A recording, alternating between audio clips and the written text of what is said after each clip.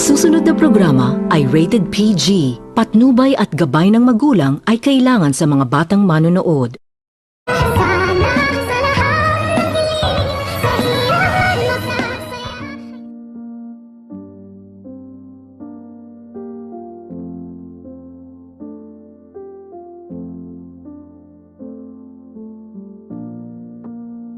Pagkatapos nitong i-blackmail ni Dr. Javier itong si Dr. Carlos sa kadahilanan na agad naman din itong nag-alala itong si Dr. Carlos pagkatapos nitong maabutan ni Dr. Carlos itong si Dr. Javier, nakaharap nito ni Dr. Javier ang babaeng kanyang minamahal na itong si Lynette.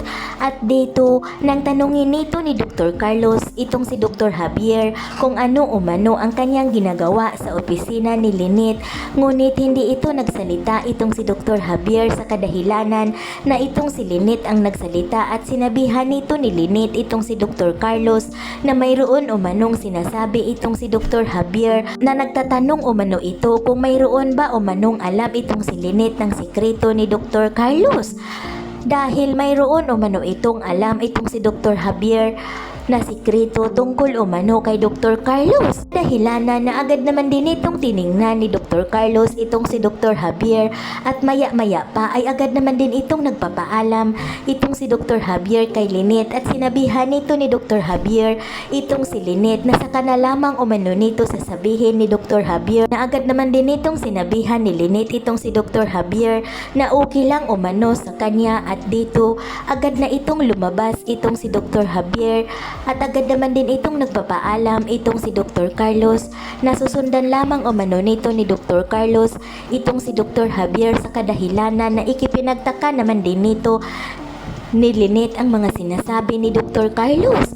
At dito agad nitong hinabol ni Dr. Carlos itong si Dr. Javier at sinabihan nito ni Dr. Carlos na talaga umano nitong binablackmail ni Dr. Javier itong si Dr. Carlos at ang buong akala umano nito ni Dr. Javier na matatakot umano itong si Dr. Carlos. At dito agad naman din itong pinagsabihan ni Dr. Javier itong si Dr. Carlos na hindi umano siya nananakot.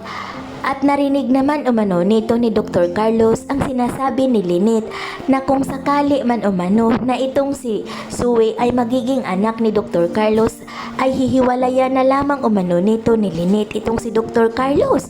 Sa kadahilanan na agad naman din itong sinabihan ni Dr. Javier itong si Dr. Carlos na sa oras umano nitong sasabihin ni Dr. Javier ang katotohanan kay Lynette ay paninigurado umano itong hihiwalayan itong si Dr. Carlos.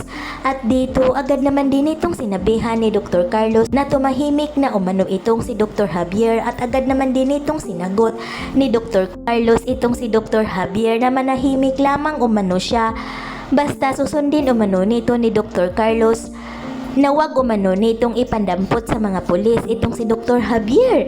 Sa kadahilanan na agad naman din itong naisipan ni Dr. Carlos ang kanyang anak na itong si Zoe na baka dahil umano ni Zoe ay mawawala umano ang babaeng minamahal ni Dr. Carlos. Yan ay ating aabangan sa susunod pa na pangyayari sa kaganapang ito ng abot kamay na pangarap.